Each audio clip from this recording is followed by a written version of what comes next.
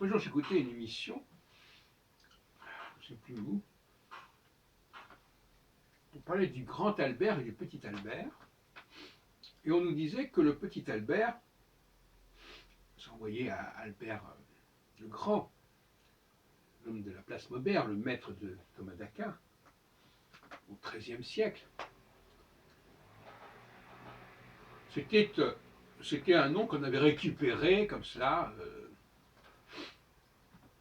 qui n'était pas le même personnage que le grand Albert. Mais pour Nostradamus, c'est pareil finalement. Le nom de Nostradamus recouvre des personnages différents, successifs, des auteurs différents, dans une tradition qui est qu'elle veut, qui est la tradition nostradamiste, si on veut. Et finalement, c'est comme, je ne sais pas, en Angleterre, il y avait la tradition de Merlin. Alors, Merlinus. Bon.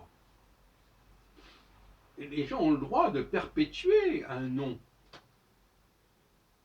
Mais de là à dire que tout ce qui se fait en ce nom-là, au nom de ce nom-là, c'est un seul et même personnage, ça n'a pas de sens, c'est pas possible.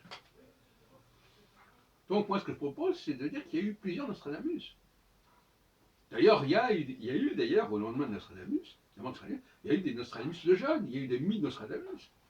Je vous renvoie à des textes que j'ai publiés notamment sur le site italien prophétie.it, animé par Mario Gregorio, qui est à Londres, mais qui est quand même italien au départ, et qui est un site avec un sigle italien, IT, vous verrez que j'ai fait des études là-dessus.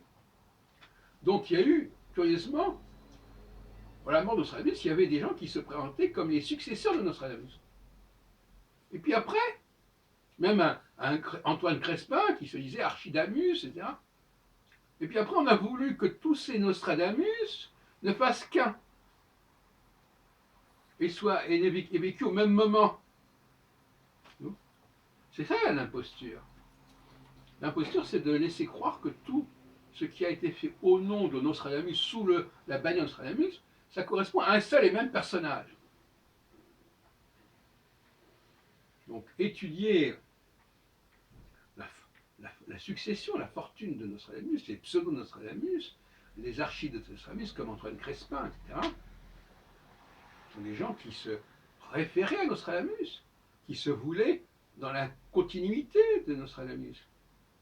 Mais à un moment donné, vers la fin du XVIe siècle, vers 1595, etc., on a voulu réunir tout ça, y compris les imitateurs qui faisaient des quatrains, des sixtins, etc., on a voulu réunir ça en un seul et même corpus, comme on l'a fait pour la Bible d'ailleurs, un seul et même canon, je dirais. Et on a bâti l'idée, avec des contrefaçons antidatées, que tout ça, c'était déjà là, du vivant Nostradamus, c'est déjà là dans les années 1550, etc.